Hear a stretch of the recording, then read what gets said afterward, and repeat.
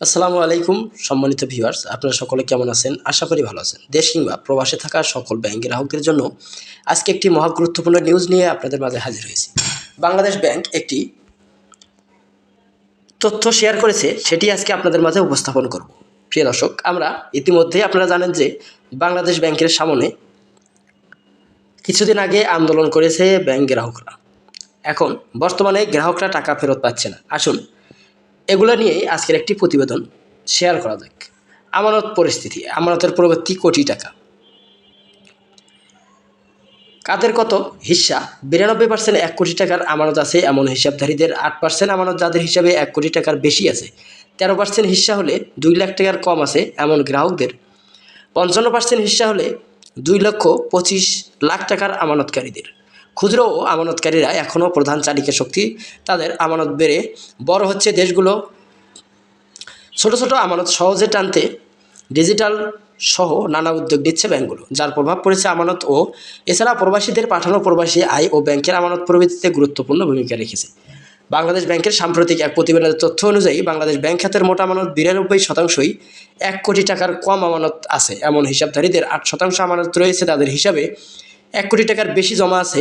আর পুরো ব্যাংক আমানতের 13%ই 2 লক্ষ টাকার কম আমানত আছে এমন হিসাবধারীদের, 2 লাখ থেকে 25 লাখ পর্যন্ত আমানতের হিসাব। ব্যাংকের মোট আমানতের 55%, অর্থাৎ বাংলাদেশ ব্যাংকিং খাতের আমানত কাঠামো মূলত ক্ষুদ্র ও মাঝারি স্তরের সঞ্চয়ীদের আমানতের উপর দাঁড়িয়ে আছে।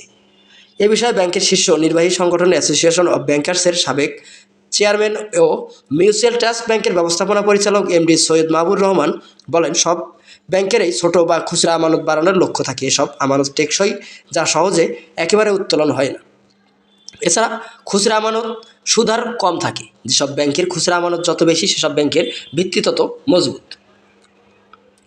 বাংলাদেশ ব্যাংকের হিসাব, গত অর্থ বছরে 2025 সালের রাজনৈতিক অর্থনীতির অনিশ্চয়তার মধ্যে ব্যাংক আমানতে 11.5% প্রবৃদ্ধি রয়েছে।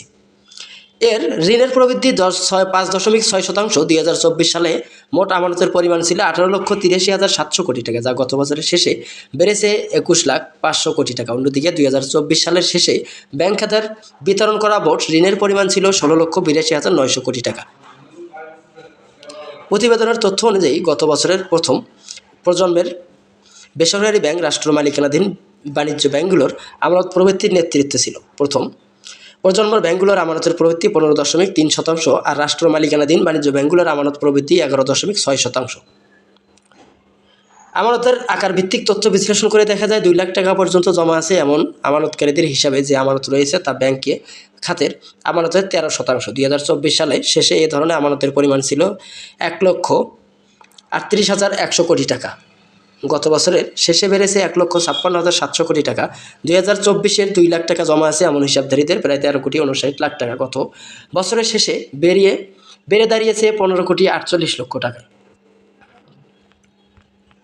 বাংলাদেশ ব্যাংকের হিসাব, 1 কোটি টাকার বেশি জমা আছে এমন আমানত ব্যাংকের মোট আমানত 8%। 1 কোটি থেকে 25 কোটি টাকা জমা আছে এমন হিসাবের সংখ্যা 35,394 থেকে বেড়ে 38,313 কোটি টাকা। এসব হিসাব জমানোর অর্থের পরিমাণ 83,500 কোটি টাকা থেকে কমিয়ে 83,100 কোটি টাকায়। এর মধ্যে 25 কোটি থেকে 550 কোটি টাকা জমা রয়েছে এমন হিসাব 141 থেকে কম হয়ে 107 কোটি, আর 50 কোটি টাকার বেশি রয়েছে এমন হিসাব 44 থেকে কমে দাঁড়িয়েছে 13 কোটিতে। প্রিয় দর্শক, আজকের মতন এই পর্যন্তই। পরবর্তী সব নিউজ পেতে